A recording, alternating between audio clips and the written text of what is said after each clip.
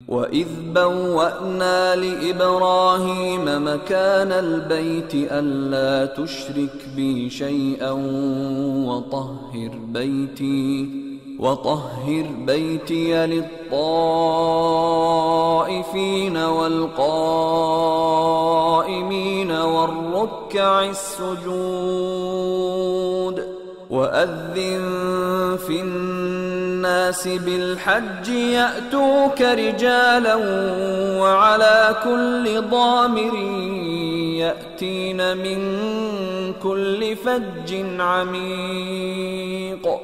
لِيَشْهَدُوا مَنَافِعَ لَهُمْ وَيَذْكُرُوا اسْمَ اللَّهِ فِي أَيَّامٍ معلومات على ما رزقهم من بهيمة الأنعام فكلوا منها وأطعموا البائس الفقير ثم ليقضوا تفثهم وليوفوا نذورهم وليطوفوا بالبيت العتيق ذلك ومن يعظم حرمات الله فهو خير له عند ربه وأحلت لكم الأنعام إلا ما يتلى عليكم فاجتنبوا الرجس من الأوثان واجتنبوا قول الزور حنفاء لله غير مشركين به ومن يشرك بالله فكأنما خر من السماء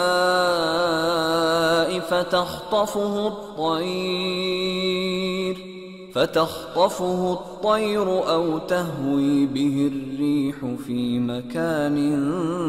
سحيق ذلك ومن يعظم شعائر الله فإنها من تقوى القلوب لكم فيها منافع إلى أجل مسمى ثم محلها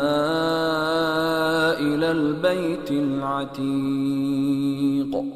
اور ایک وقت تھا جب ہم نے ابراہیم کو خانہ کعبہ کا مقام بتا دیا اور ارشاد فرمایا کہ میرے ساتھ کسی چیز کو شریک نہ کیجو اور طواف کرنے والوں اور قیام کرنے والوں اور رکوع کرنے والوں اور سجدہ کرنے والوں کے لیے میرے گھر کو صاف رکھا کرنا، اور لوگوں میں حج کے لیے اعلان کر دو کہ تمہاری طرف پیدل اور دبلے دبلے اونٹوں پر جو دور دراز رستوں سے چلے آتے ہوں سوار ہو کر چلے آئیں تاکہ اپنے فائدے کے کاموں کے لیے حاضر ہوں، اور قربانی کے ایام معلوم میں مویشی چوپایوں کے ذبح کے وقت جو اللہ نے ان کو دیے ہیں ان پر اللہ کا نام لیں۔ اب اس میں سے تم خود بھی کھاؤ اور خستہ حال ضرورت مند کو بھی کھلاؤ۔ پھر چاہیے کہ لوگ اپنا میل کچیل دور کریں اور منتیں پوری کریں اور اس قدیم گھر یعنی بیت اللہ کا طواف کریں، یہ ہمارا حکم ہے،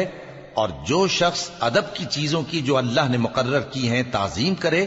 تو یہ اس کے پروردگار کے نزدیک اس کے حق میں بہتر ہے۔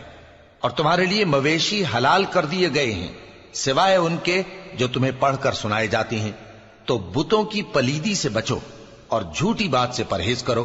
صرف ایک اللہ کے ہو کر اور اس کے ساتھ شریک نہ ٹھہرا کر، اور جو شخص کسی کو اللہ کے ساتھ شریک مقرر کرے تو وہ گویا ایسا ہے جیسے آسمان سے گر پڑے، پھر اس کو پرندے اچک لے جائیں یا ہوا کسی دور کی جگہ اڑا کر پھینک دے۔ یہ ہمارا حکم ہے، اور جو شخص ادب کی چیزوں کی جو اللہ نے مقرر کی ہیں تعظیم کرے تو یہ کام دلوں کی پرہیزگاری سے ہے۔ ان میں ایک وقت مقرر تک تمہارے لیے فائدے ہیں، پھر ان کو اس قدیم گھر یعنی بیت اللہ تک پہنچنا اور ذبح ہونا ہے۔